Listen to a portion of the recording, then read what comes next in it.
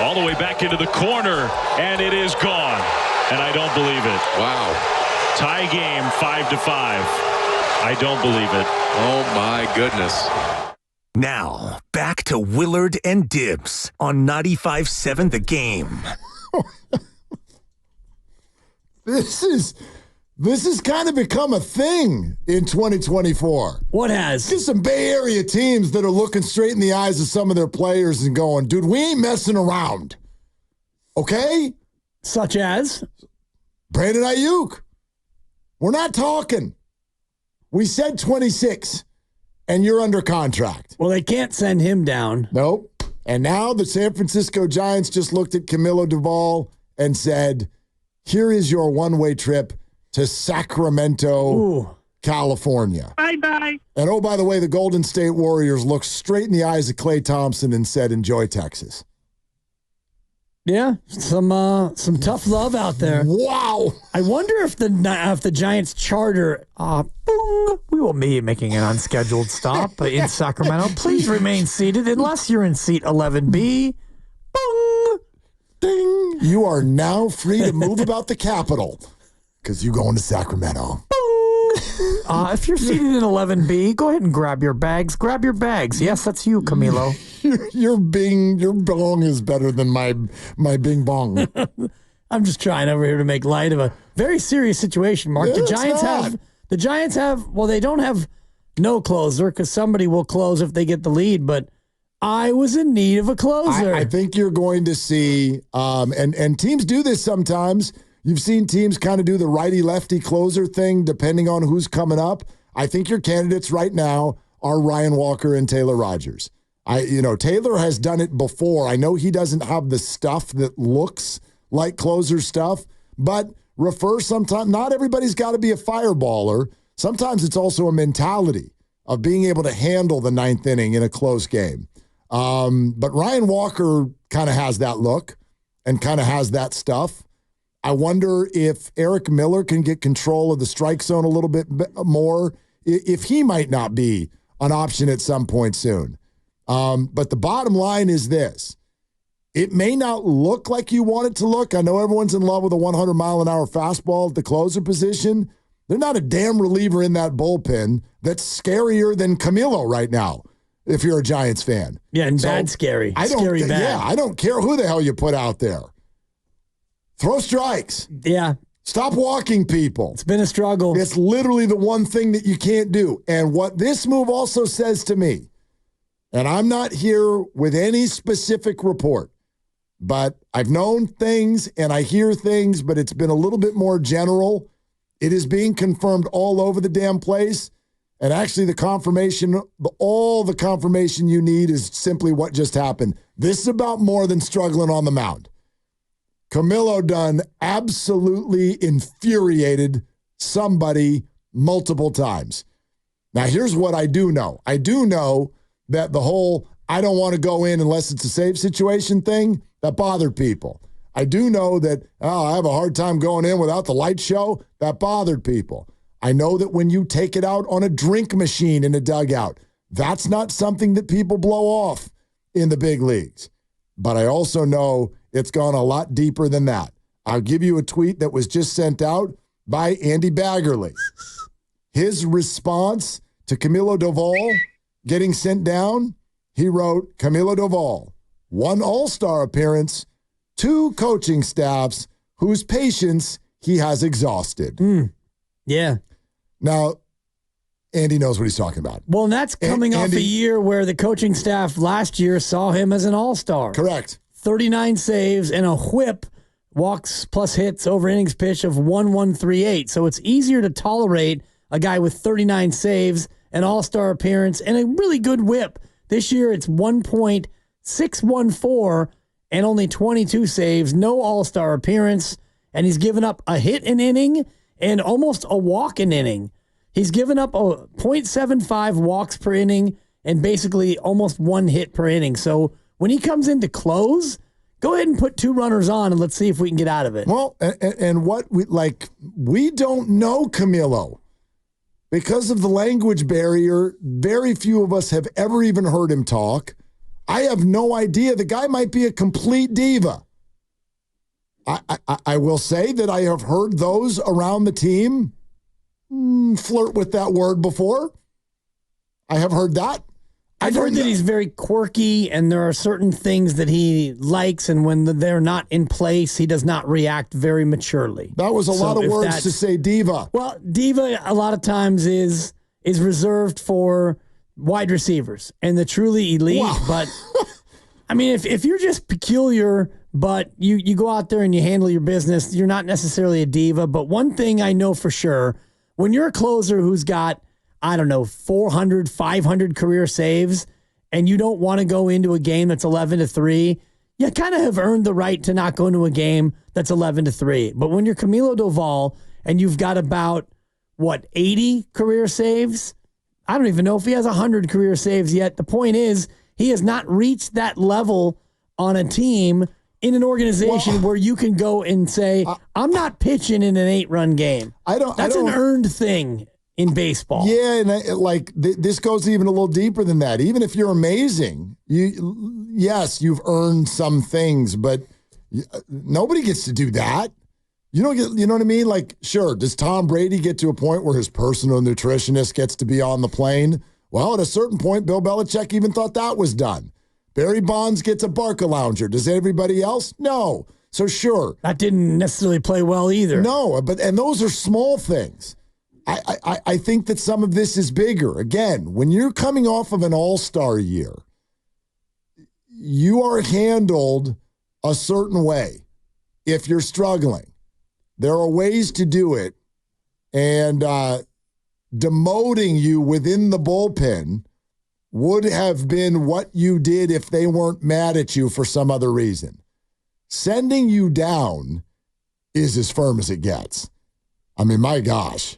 That was an ego slap that was purposeful. No doubt. You're right, because if you wanted to just send a subtle message of, you know what, you're struggling, and we're going to take the closer job away from you, and we're going to see if you can earn it back in the 7th and the 8th inning, Camilo.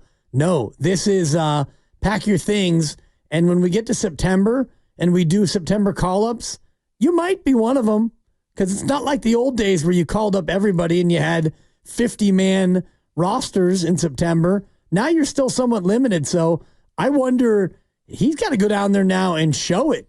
He's got to go down there and prove it and show that he is worthy of a recall to come up here for the stretch run in September. I don't even know if that's how he's going to react. I don't even know if that's what this is about.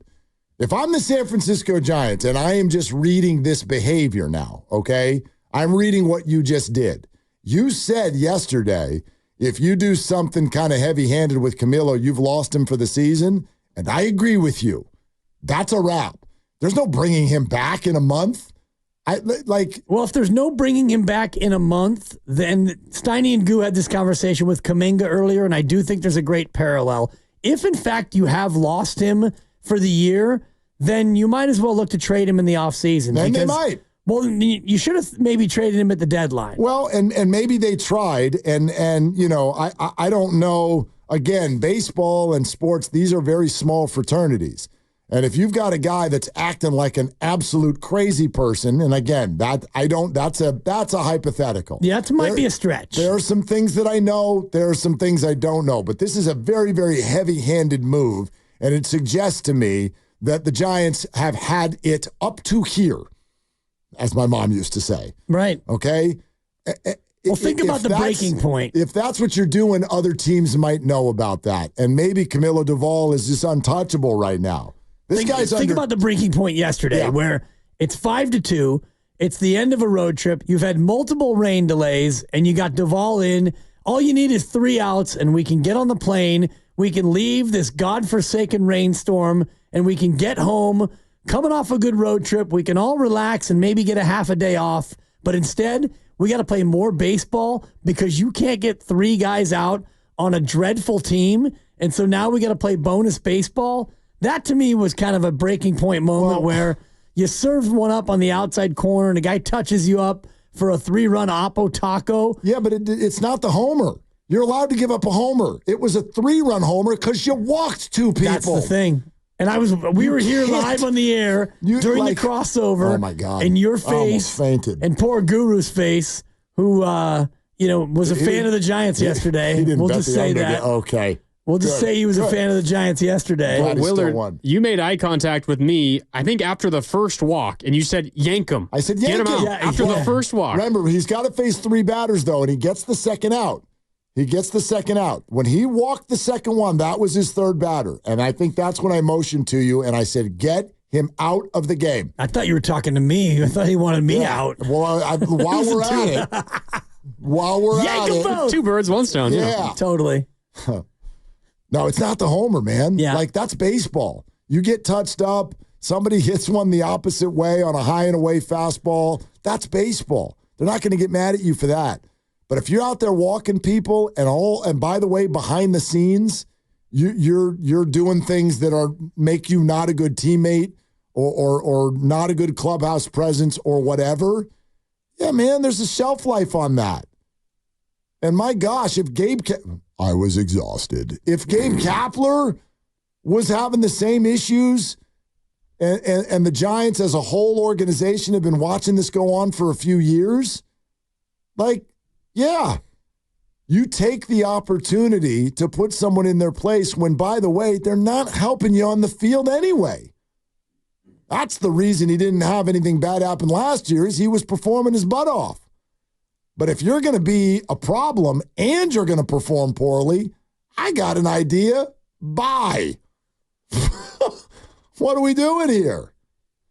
And I'd add, it's August and you've worked yourself back in the race. Oh, so they're back in the race. Well, if you've got a winning record, I'm going by their definition now.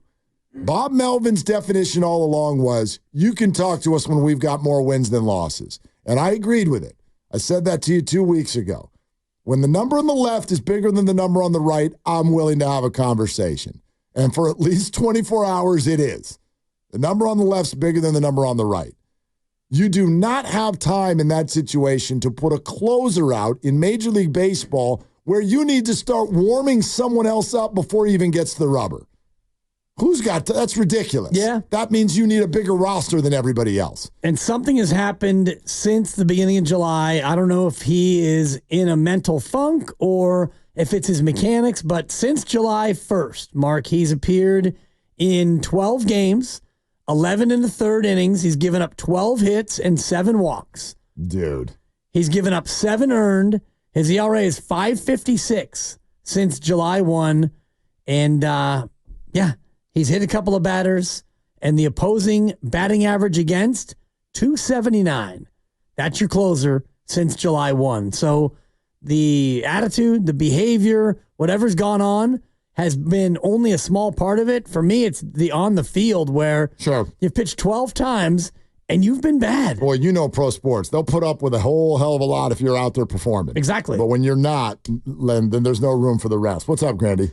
This comes from Shayna Rubin, who covers the Giants for the Chronicle. Yep. She says, Bob Melvin has said he wants to keep Ryan Walker in his current role, but Jordan Hicks has closer experience and was warming behind Doval on Wednesday's game. He hit 99 miles per hour in Cincinnati. I forgot about Jordan Hicks. I completely forgot. And you forgot about Hicks.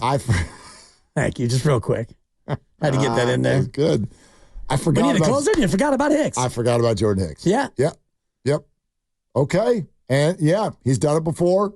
He's got the stuff. He's got the mentality. That was maybe one of the most telegraphed moves of all. Now, oh gosh, usual suspects moment. Hold on a second. The Giants signed Jordan Hicks to a 4-year deal worth $44 million, right? Right. The Steph Curry contract. Yeah, exactly. Okay. That's closer money. Well, he wanted a chance to start. The Giants said that they would give him a chance to start. Follow the breadcrumbs. I'm not saying everybody knew how it was going to play out. But if the organization knows, Camilo Doval's wearing us out. And that's the report. Well, before this year even started, Camilo is wearing us out. We also know that Alex Cobb is injured and Robbie Ray won't be back till the All-Star break. So Jordan Hicks, sure, we'll give you a chance to start, but the likelihood is we're going to put you in the bullpen about halfway through the year. and he's got closer experience, which means you drop a little note to your current all-star closer. Oh, we just signed someone who is in his 20s and has closer experience. Is that like the Niners drafting Ricky Pearsall?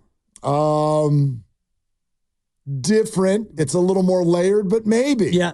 We drafted your replacement if you'd like him to be your replacement. Right? We signed a guy to be a starter, but I don't know if you noticed, he's closed before. I mean, look, with all the starters that the Giants had/have, it was reasonable to think right out of the gate, and many of us did, that Jordan Hicks was not going to be a starter for the entire year. Maybe this is exactly, and I'm not going to say the plan, but maybe this is one of the scenarios the Giants somewhat predicted from the beginning. Yeah. Mad genius, Farhan Zaidi. Boy, give that man an extension. Mark Kana and Jordan Hicks? Not to mention Tyler Fitzgerald. Mind blown. And don't forget about Gerard Encarnacion. Well, that was the plan all along for sure. Your boy's been hot lately. Yeah. Dumped Jorge Soler's double play contract in full to the Atlanta Braves? Yeah. I'm going to beat you to it because you're normally the guy who loves management, but extend that man. Pay that man his money. Jordan Hicks as a reliever in his career, he's got an ERA of 3.65, 32 saves. Yeah, I mean, it's 432 as a starter. That's not like overwhelming. Again, to me, it's more about like, have you done it before? Because it's different. The ninth inning is just different. One strikeout per inning when he pitches out of the bullpen. And he hits 99 on the gun. Yeah. And by the way, he has looked rejuvenated since going to the bullpen. He looks like the guy we saw at the beginning of the year. Yep, got himself a little bit of a breather. His last start was July 23rd, and then 5 days later, pitched a couple innings, and then 5 days later, pitched a couple innings, and then 5 days later, pitched an inning. Perfect. So he's pitched 5 innings since July 23rd. What's he given up in those 5? He gave up 2 against Colorado. He got the hold. And then he hasn't given up anything since. Okay. 1 inning against Cincy, 2 against Cincy, 1 against Washington. So 5 innings, 2 runs allowed, and only 2 strikeouts. But the velo is coming back up. And so now you're just asking him to go 1 inning if he is going to be, in fact, your closer starting tonight. Next year, Camilo Doval, ARB 1. Mm-hmm. Then ARB 2. I get it. Followed by... Game show music, please. Anybody want to take a guess at what happens? It's gotta be ARB 3. Number 3. He is under team control until 2028. That's why he becomes, and that's why I thought he was a great trade possibility at the deadline because of that 3 years of team control. To your point also, I said, hey, the small fraternity, people know what's going on, and maybe they do, but although maybe they don't know the full story. This is going to be a shockwave. In other words, and I, as you know, I was in favor of shopping him at the deadline as well. Maybe you send him out before the whole world knows how mad you are at him. Well, now the whole world knows. But, now you just send him down for the rest of the year and let's see if this message helps him rehabilitate his image within the organization for next year. And he can be among those who are vying now for the closer role starting next year. There actually are some Doval and Ayuk comparisons because, and here's what I mean by that, I think most organizations, especially in 2024, the age of analytics, optionality, and multi-positional players, I think that you're going to find it very difficult to find an organization that wants to pay huge long-term money to a closer. That's a replaceable position. And those guys are throwing so hard that you see a lot of them burn out fast. There's a lot of closers where you're like, that's the best closer in the game. And then a year later, Edwin Diaz, you can't pitch. You stink. And so, in a way, I think that job should be open for competition every year, no matter what. Yeah, you probably don't want to sink a lot of money into those guys because they tend to not, last as long as their contract. And so the best thing to do is find somebody like Doval who you can use all the way into their ARB years or through their ARB years and the rest of it, and then at that point move on. I'm just looking at the all-time saves leaders among active pitchers, and you've got Kenley Jansen and Craig Kimbrell, both 36. Aroldis Chapman is 36. Then you get to Edwin Diaz, who is 30, and he's only got 219 saves. Yeah. And he's 46. So most of the rest of the guys, 34, 30. David Robertson's 39. Clase is 26. He would be the best of the sub-30 closers currently in the game.